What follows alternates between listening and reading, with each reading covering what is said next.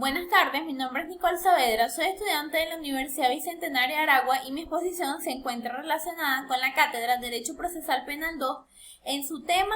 la fase de juicio en el proceso penal venezolano.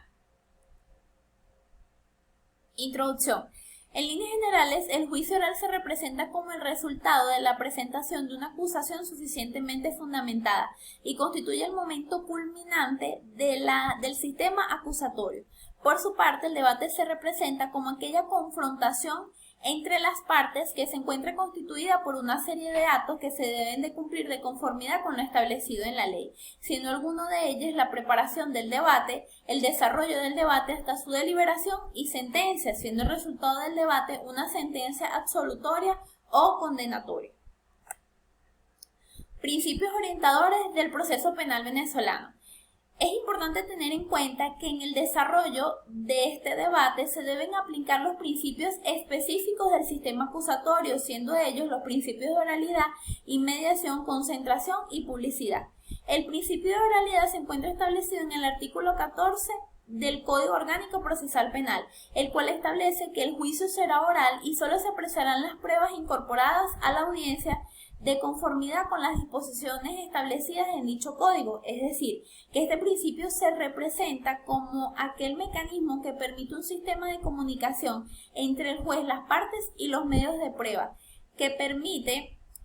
buscar la verdad de una forma más eficaz y también se representa como un principio facilitador para la aplicación de los demás principios procesales. Principio de inmediación. Este se encuentra establecido en el artículo 16 del COP y establece que los jueces que han de pronunciar la sentencia deberán presenciar ininterrumpidamente el debate entre las partes y la incorporación de las pruebas de las cuales se obtendrá su convencimiento. Es decir, este principio se representa como la obligación de asistencia ininterrumpida de los jueces en el debate y la incorporación de esas pruebas o la apreciación de las pruebas de las cuales se va a obtener su convencimiento. Principio de publicidad. Este se encuentra establecido en el artículo 15 del COP y establece que el juicio oral tendrá lugar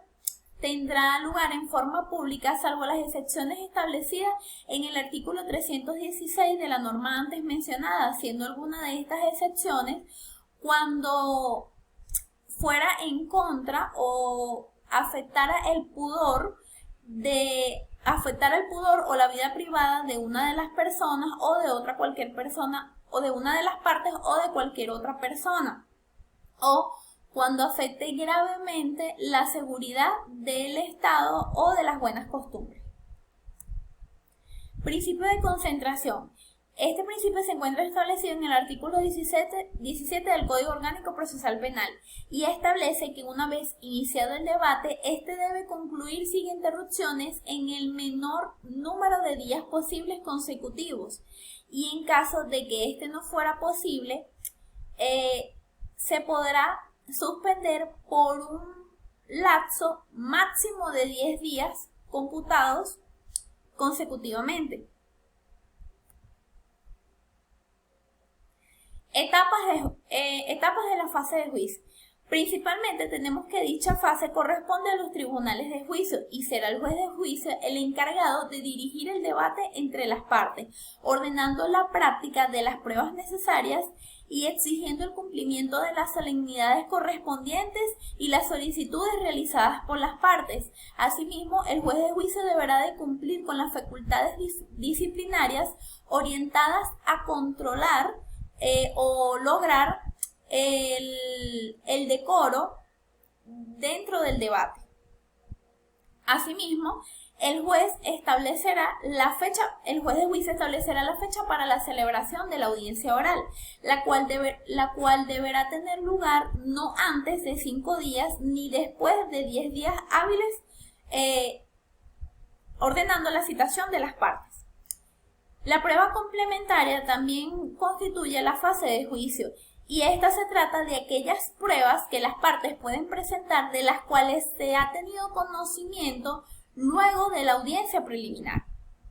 Llegado el día para la celebración de la audiencia oral y verificada la presencia de las partes, los expertos, testigos o cualquier otra persona citada, el juez ordenará la apertura del debate. el cual deberá realizarse en un solo día, y en el caso de que no fuera posible se realizará durante los días que fueran necesarios. Por último, podemos decir que luego del desarrollo del debate en cuanto a las etapas y secuencias del mismo, siendo alguna de estas la preparación del debate, la declaración de uno o varios acusados, la recepción de las pruebas, las respuestas de los expertos, la declaración de los testigos, la evacuación de otros medios de prueba, la recepción de nuevas pruebas, la discusión final y el cierre del debate, tenemos que el juez de juicio deberá dictar o emitir la sentencia en el mismo día, y esta podrá ser absolutoria o condenatoria. En el caso de que sea absolutoria, se ordenará que se decrete la libertad del imputado y se ordenará también el cese de toda medida de coerción sobre él. Y en el caso de que sea condenatoria, se fijarán las penas correspondientes y cualquier medida de seguridad necesaria. Caso objeto de estudio. Para hacer un caso alusivo a la fase de juicio, tenemos a esta resolución de fecha de 30 de junio del 2010. Y el asunto de este caso es la obligación de los jueces de juicio de determinar los hechos con sus correspondientes pruebas. El caso inicia el 27 de octubre del 2009. Cuando el juzgado cuarto de primera instancia en función de juicio del Circuito Judicial Penal del Estado Trujillo, mediante sentencia, condenó al ciudadano Omar Darío Chávez por los hechos cometidos por el cual arrolló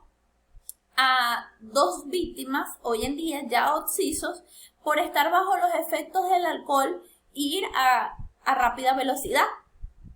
Este juzgado lo condenó a cumplir una pena de 7 años y 3 meses de prisión por la comisión de los delitos de homicidio culposo y peculado de uso. Contra esta decisión se ejerció el recurso de apelación, el cual fue declarado sin lugar, y contra esta decisión posteriormente se interpuso el recurso de casación penal, el recurso de casación. Luego de ser analizado el caso objeto de estudio, se pudo observar luego de los argumentos esgrimidos por la Sala de Casación Penal, que existía un vicio de carácter procesal en contra del imputado, que violentaba los principios referidos a la tutela judicial efectiva, al juicio previo y al debido proceso, en virtud de que se incurrió en la infracción del numeral 3 del artículo 346 del COP, el cual establece la determinación precisa que deben de tener los jueces de juicio de los hechos que el tribunal estime acreditados, por lo que es de suma importancia que todos los jueces de juicio determinen los hechos con sus correspondientes pruebas, para así, de acuerdo al análisis y valoración que se hagan de los mismos, se pueda comprobar la comisión de un hecho punible y la participación de sus autores